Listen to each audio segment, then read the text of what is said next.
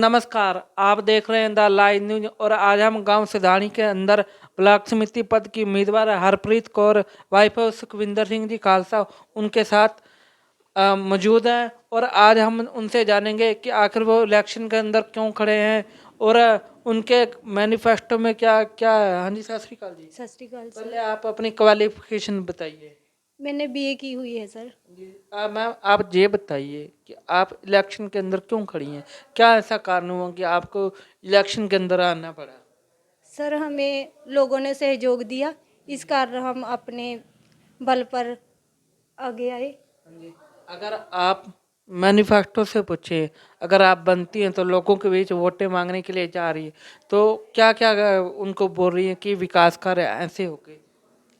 Sir हम पहले तो ये नशा है वो ख़त्म करेंगे और लोगों को अच्छे राह पर चलने की उम्मीद करते हैं। और हमारे स्कूल में जो स्टाफ की कमी है वो पूरा करेंगे। और इसके अलावा और क्या क्या विकास कार्य हैं आपको, अगर मैं आपसे जानूँ तो। हमारे गांव में एक तो गलियों में बिजली की कमी है, वो को पूरा करने की कोशिश करेंगे। जितनी भी हमें कोई भी कमी महसूस होगी वो हम अपनी तरफ से पूरा करने की कोशिश करेंगे सर। ठीक है। एक बात मैम और बताइए, यदि आप ब्लॉक समिति की जहाँ से मेंबर चुनी जाती हैं और आपके अंदर एक पहला कार्य अगर आपके दिमाग में हो, प्राथमिकता के आधार पर पूरा करना ही करना है, सबसे पहले ये गांव के अंदर अति जरूरी है कार्य करवाने के लिए, तो क्या ऐसा कार्य हो सकता है वो। सर पहला तो ये है कि स्कूल में ही स्टाफ की कमी है, उसको ही पूरा करेंगे सबसे पहले तो। हाँ जी। अच्छा मैम, एक और बताइए कि लोग जुआ नशे की तरफ पड़े हैं, तो आपका नशे को लेकर क्या ब्लूप्रिंट है। सर नशा तो जहाँ तक हो सके तो उसे कम ही करेंगे।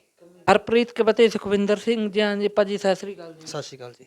भाजी तुसी आप ग्रंथी भी हो गुरुद्वारा के अंदर। हाँ जी, हाँ जी, मैं गुरुद्वारा साहब में ग्रंथी भी हूँ। हाँ जी, और कितने सालों से है। सर यहाँ पे 3 साल हो गए मुझको। जी, तो इलेक्शन के अंदर आखिर क्या ऐसा मोड बना कि आपको आना पड़ा। देखिए सर, हमारे गांव में ना एक तो स्कूल में बहुत कमी है, अपने स्टाफ की कमी है और कोई स्टाफ नहीं टिक रहा है। कोई मजबूरी होगी उनकी भी या कोई कमी होगी हमारे प्रशासन में। और गांव में जैसे सड़कों पे लाइटिंग वगैरह का कोई प्रबंध नहीं है। वो लाइटिंग का प्रबंध हम अगर हमें चाहे तो मतलब कि हमें ब्लॉक समिति की तरफ से कोई हमें मिला तो हम ये ज़रूर करेंगे काम। हाँ जी, इसके अलावा और क्या क्या गांव की समस्याएं हैं, अगर मैं आपसे जानूँ तो। गांव की समस्या सर नशा बहुत ज़्यादा है।